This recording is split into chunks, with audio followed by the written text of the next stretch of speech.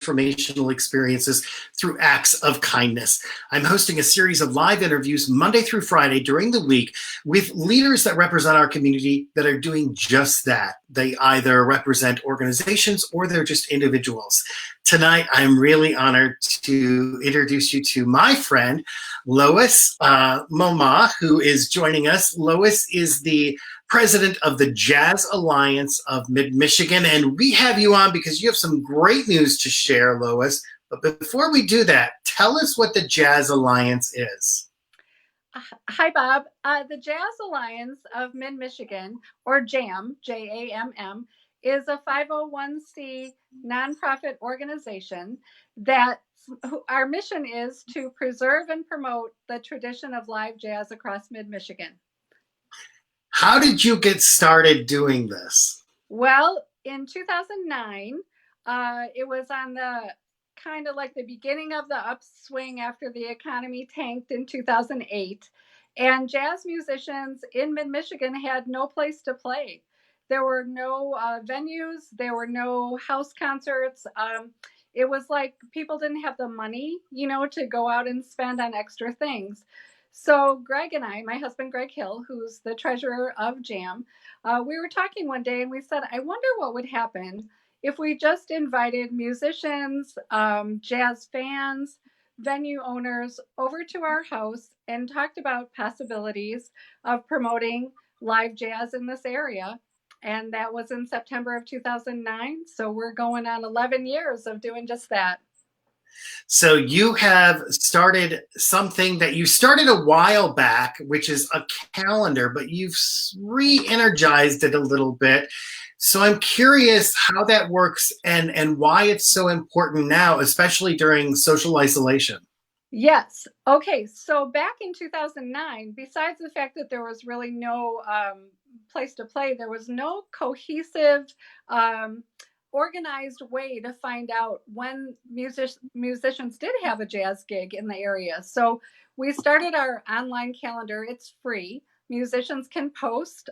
You just go to www.jazzjam.com and hit submit your gig. So that gave people a place, a centralized place to go look for jazz events. Now, it's really more important than ever to have our calendar up and running because there are no live jazz events, but a lot of musicians are real creative and they're doing live streaming. And guess what?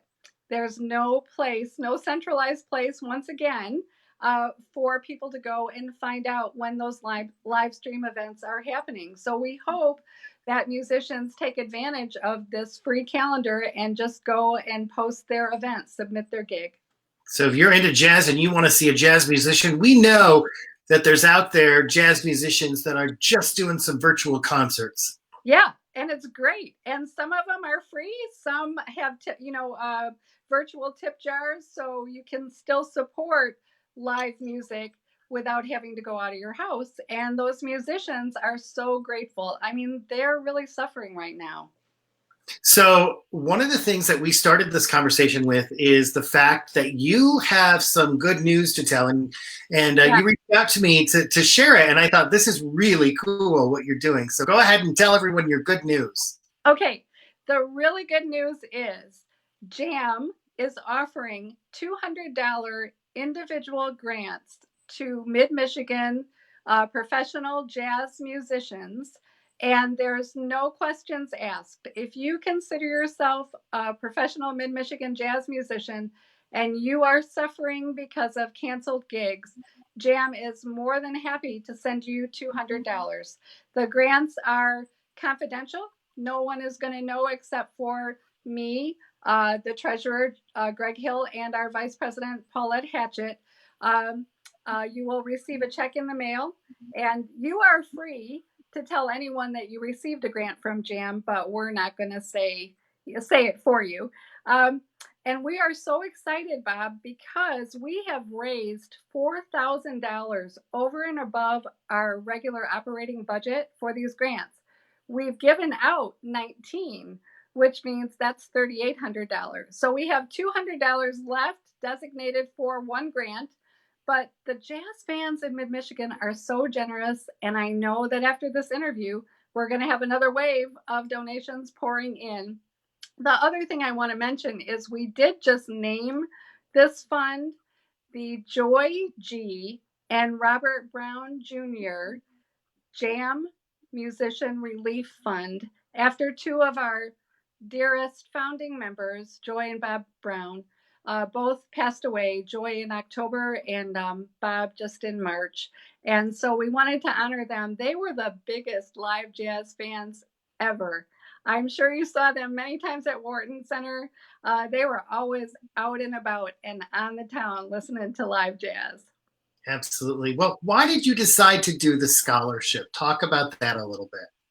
Well, our mission is to preserve and promote the tradition of live jazz. So that centers around the musicians first, and then, the jazz fans second.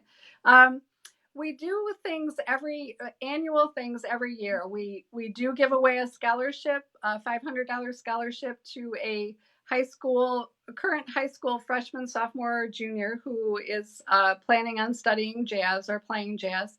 We also have a tribute every year where we honor someone in Mid-Michigan who's made a significant impact on jazz in the area.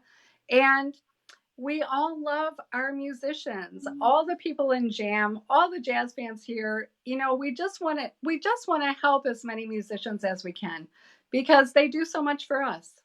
They say that music is the medicine of the mind. And I'm wondering if you could share a story of how jazz music has changed your life, Lois, or perhaps someone that you know. Well, I'm going to tell you a story. It's a recent story. We honored Mike Stratton, a local host of Vinyl Side of Midnight on LCC Radio. He was our 2020 honoree, and that event took place November of 2019. Every single past tribute honoree was there. So we had Ron and Sonny, we had Jeff Schaub, Jeff Kressler, Gene Rebeck, Randy Gillespie, Rodney Whitaker, Betty Joplin, Betty Baxter. They were all there and they all performed. And most of our scholarship students also performed. But there was one moment, and this was a request of Mike's. He wanted Betty Joplin to sing at the dark end of the street. What Mike didn't know is that Betty was going to do that at the piano solo. And Betty's kind of in a little rough shape in terms of walking, being able to walk. So she had to be helped from one end of the stage to the other and to sit at the piano. And when she sat down and started to play, and it's a song that has a real gospel Memphis bluesy feeling to it. And when she started to sing, there wasn't a dry eye in the house. I'm choking up just like thinking of that memory now. And that, my friend, changes people's lives because you could have heard a pin drop. And after she got done, it was maybe 15, 20 seconds before anyone could even applaud. And what that did, I think, what it did for me is I just realized that we all are one. And certainly in that room at that time, we all were one. And I've had many experiences like that. I've been a music lover my entire life. But that one was just really special. Goosebumps on my arms, tears running down my cheeks. Mm-hmm. Music is powerful, my friend. Thank you for what you're doing with the Jazz Alliance of Mid-Michigan. We'll make sure that in the Facebook comments, we'll put the website down too. But just real quick, could you tell us one more time? www.jazzjam.com. And that's also the same as our Facebook page, Jazz Jam. All right. I appreciate you and I appreciate what you're doing.